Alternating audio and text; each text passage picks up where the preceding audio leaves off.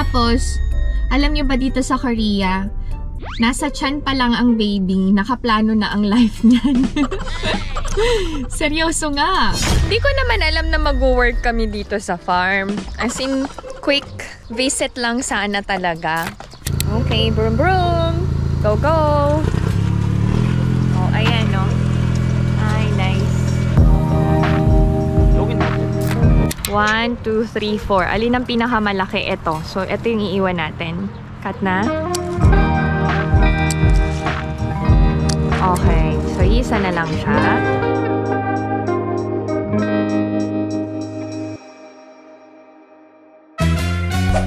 Annyeong! Hi everyone! Welcome back to my channel. This is Pinay Mom in South Korea. For today's video, we are going to visit the farm. Update ko kayo kung ano na yung mga tanim doon. Tumawag si Aboji, pinapapunta kami kasi gusto niya makausap si Alex regarding sa building na ipapatayo niya doon sa property niya. So, tara, mag-visit tayo sa aking Korean in-laws. Tala kayo. You say hi naman. Huh? Say Hi. Di maganda yung weather? Gloomy. Uulan na naman. Buti hindi nagpa-car wash. Kundi wash away ang pera. Sayang. What's up is down, what's left is right. Chasing stars and holding you. Habang nasa biyahe tayo, sasagot ako sa mga questions nyo. First question, ano ang ginagawa sa mga tinatapon na old clothes?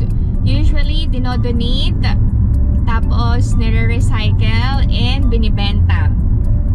Nonchalant yung hobby ko? Yes, nonchalant.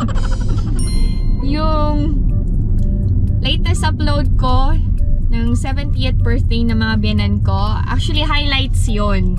Na-upload ko na yung full video nun. Kung di nyo pa napapanood, check nyo na lang. Gusto ko lang siyang gawa ng highlights para every time na gustong mapanood ng mga biyanan ko yung short version, meron sa YouTube channel ko. Gaano kalayo ang farm sa bahay namin? Around 40 minutes lang by car. Okay, alam ba ng mga friends and classmates ni Ina and Ijo na nag-YouTube ang family namin? Yes. So, every time na mag-visit ang mga friends ng mga kids sa bahay and makikita yung silver play button, na-amaze sila and natutuwa sila. Kinakansyawan yung mga bata. So, si Ina and si Ijo nahihiya naman. Yung kapatid po ba ni Mr. Shin living with parents po? Yes.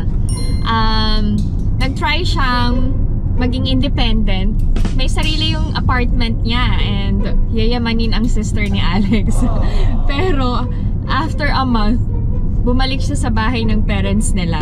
Lagi niyang hinahanap ang alagang omoni. Ako naman, hinahanap ko ang alagang nanay ko.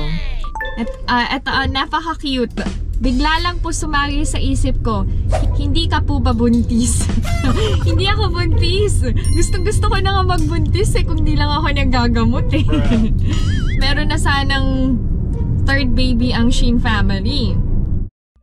Okay, with regards my thyroid problem, hindi naman ako ina-advise ng doctor na mag-undergo ng operation. So, kaya pa naman ng gamot. Kailangan ko lang talagang i-maintain.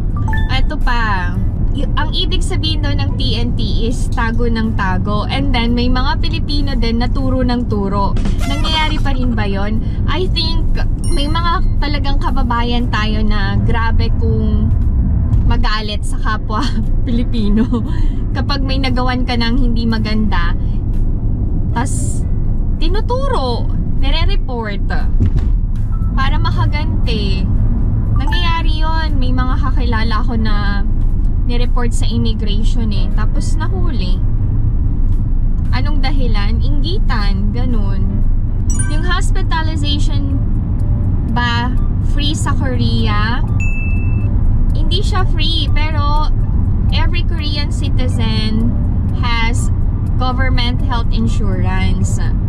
So malaki yung nade-discount namin. Kumusta ako? Okay na ako. Feeling better. Thank you so much sa lahat ng nag-message na musta and nagbigay ng concern sa akin. Kasi diba may video ako na nag-breakdown ako. Sobrang cry-cry ko. Ayun. okay na ako.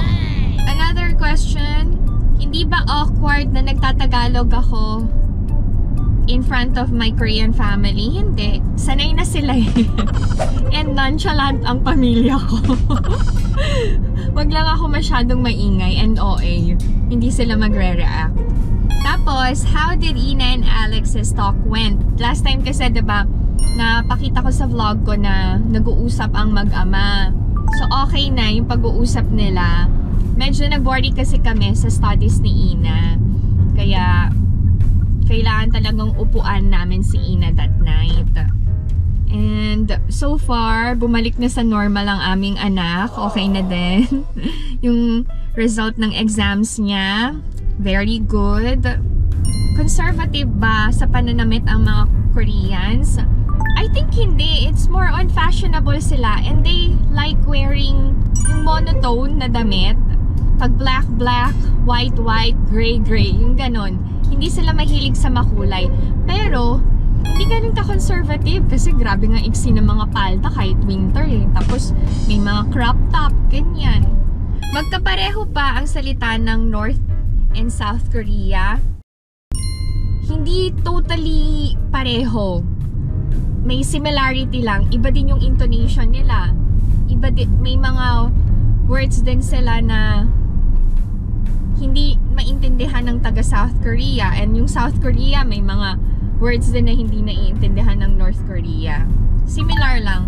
Kung napanood nyo yung very popular drama na ni Son Ye-jin and Hyun-bin, mapapansin nyo na yung difference. Ilang taon na ang mga kids? Si Ina ay 13, si Ijun ay 11. May nagtanong, ano po ba yung gold dito sa Korea? Saudi gold din ba? Hindi ko alam, to tell you honestly. Pero kasi alam nyo, masyado ko nadidilawan sa gold ng Korea. Kaya hindi ko ginagamit yung mga binibili ni Alex for me na 24K. Hindi siya bagay for me. Until when are you going to vlog? Hanggat may nanunood, edi magva-vlog ako. Mag-stop ako kapag wala nang nanood. Next. Uso po ba dyan ang working student? Yes! Ang daming working students dito. Lalo na kapag college. Sa Alex, alam nyo, ano yan? Working student yan kahit scholar siya. Kasi grabe ang mahal ng tuition fee and ang mahal ng pag-aaral dito sa South Korea. So, para makatulong sa magulang, may mga working students dito sa South Korea. How much yung jade ring na nabili ko? Hindi ako sigurado kung tunay or fake dito sa Pilipinas. Hindi ko din alam kung totoo yung jade. Pero kasi, ito yung isa, this one is worth 100,000 won. Ito yun. Naniniwala ako dun kay Gold Ajosh eh. Kasi matagal na siya dun sa pwesto niya. Kaya feeling ko, totoong jade tong ginagamit ko yung binenta niya. Okay. When it comes to retirement plans, lahat ng plans, alam nyo, ino-offer dito sa South Korea. And ang mga Koreans, pinaghahandaan talaga ang kanilang pagtanda. Ang mga Koreans, nilalaan nila ang sweldo nila sa future nila. So, madami silang kinukuhang private insurance, pati yan yung retirement plans, na ganyan. Mostly ng Koreans talaga, yung future nila, yung iniisip nila. Kasi ayaw na lang maging pabigat sa mga anak nila. And gusto nila ng comfortable na life after nila mag-retire. Tapos, alam nyo ba dito sa Korea, nasa tiyan pa lang ang baby, nakaplano na ang life niyan. Seryoso nga. Nagulat nga ako kasi si Ina, nung bagong panganak, may inopen na educational plan. Si Omoni. As in, kakapanganak pa lang niya, sinabi niya na siya na maghuhulog nun hanggang mag 1-year-old si Ina. Tapos, nung nag 1-year-old si Ina, yung na-collect naming cash gift, yun yung ginamit namin panghulog naman every month. So, ganun kaayos talaga ang biyanan ko when it comes to money and planning sa future. Kaya na-adapt ko na din. Malaking influence talaga si Omoni sa amin mag-asawa. Okay, last question na. Open ba ang mga Korean sa LGBTQ couples dito sa South Korea? Actually, ang laki na ng pagbabago. Nung bago ako, ang daming hindi open. Tagong-tago. Kasi nga, hindi accepted ng Korean society yon. Pero ngayon, ang dami ng confident na ipakita kung ano sila talaga. Pero, hindi sila ganun ka-wild. Yung skinship in public, yung sineshow yung public display of affection nila sa isa't isa, hindi ganon. Pero, makikita mo na couple sila. Medyo open na ang Korean society sa ganon. Medyo pa lang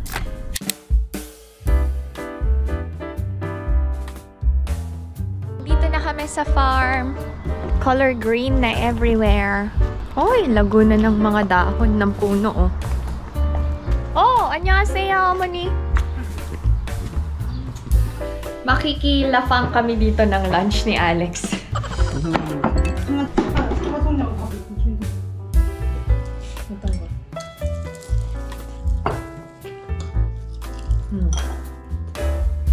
Alam nyo ako, nasanay na din ako na puro side dishes lang ang ulam. Kain tayo ito, netizens. After dito, kailangan namin tumulong mag-cut ng yung apple. I'll show you later. Nakadress pa naman ako. Kala ko magde-date tayo. Date. Tapos na kaming mag-lunch ni Alex. Tutulong kaming mag-cut ng apple. Ito yung pang-cut. We need gloves. Ay, ba't ayaw pumasok? Balik. Dapat pala yung may red. Yung nasa loob. Then, cut. This is the farming OOTD.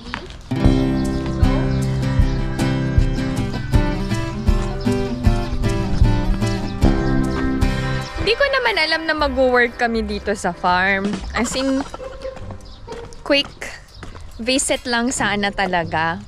Ikot-ikot na din tayo. Ay, madami ng tanim mo. Yun yung corn, beans, ayan na. Mamaya tayo mag-ikot, mag-work muna tayo. Nasa kabilang side tayo ng farm pupunta. Nandun si Omoni, nagka-cut na. Pag ganitong season, busy sa farm ang aking mga biyanan. Tanim-tanim, alaga ng mga tanim, magdilig. Si Abudzi nagtatanim na ng palay pero hindi mano-mano yung gamit niya. Meron siyang ginagamit na, ano ba tawag dito? Machine? Tractor? Ganun? I don't know. Yan.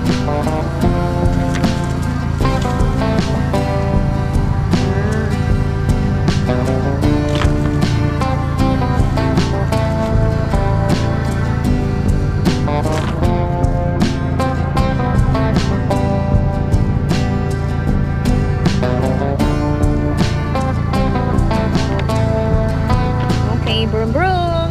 Go go! Oh, ayan Ay, nice. So, ayan, nakatanim na. 여긴 다 됐네. Tinatanong ni Abudzi kung hindi daw ba ganun sa Pilipinas. Diba ganyan na din sa atin? Hindi na yung mano-manong pagtatanim. Upgraded na din sa atin sa Philippines, diba? Correct me if I'm wrong, ha? Tayo ay magka-cut na ng apple fruits. Let's go! Go, go, go!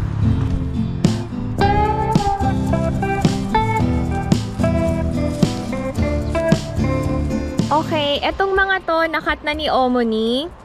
Dapat sa isang sanga, isa or dalawa lang na apple ang maiiwan. Okay, bakit? Para mag-grow ng healthy ang isang apple fruit. Hindi magbabanggaan. Ang tendency kasi kapag magbanggaan, masisira yung side na magkadikit.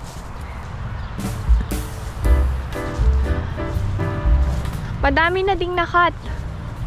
Yan o, mapapansin nyo, ito, nakat na to. Ang iiwan is yung mukhang healthy na apple fruit. Paano malalaman na mukhang healthy? Pakiramdaman, char. Hindi, tingnan nyo na lang.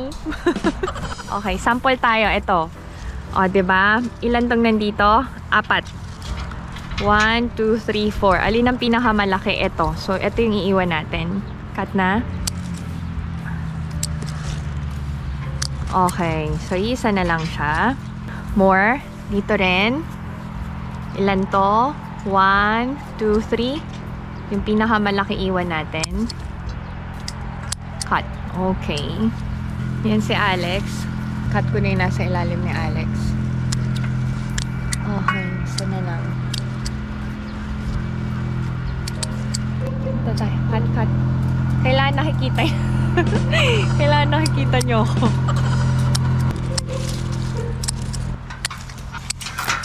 Para hindi nakakalito, focus lang muna sa isang puno. Tapos, pag natapos yung isang puno, sa kabila naman.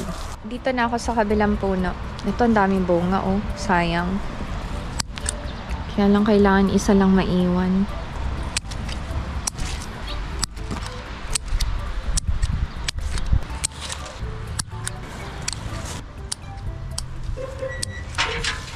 Okay, nakikita na yung pagka-red ng apple fruit.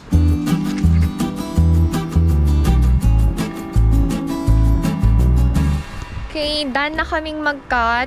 Actually, marami pang puno yung kailangang ayusin. Pero uulan na kasi, kaya kailangan na naming umuwi. At least nagkaroon kayo ng idea paano namin alagaan ang apple fruit. Kapag ganitong busy season, nag-hire sila omoni ng part-time workers para tumulong sa farm. Pero, per day ang bayad nun. How much? I don't know. Hindi ako nagtatanong. Kasi usually, ang hinahire nila, mga kakilala lang din nila. Tapos, yung pag weekend, yung mga kapatid ni Abozi and Omoni, tumutulong sa kanila. And in return, kapag harvest season, nagsishare ng mga tanim dito sa farm. Yan yung itsura ng farm pag maulan.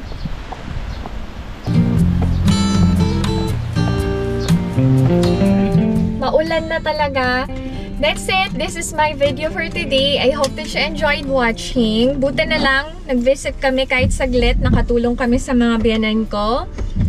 And na-update ko kayo sa farm. If you enjoyed watching this video and new to my channel, please consider subscribing, like, and share. Nay, Mami, South Korea. Uwi na kami. Ang mga kids pa uwi na din. Stay safe everyone. Bye! Bye!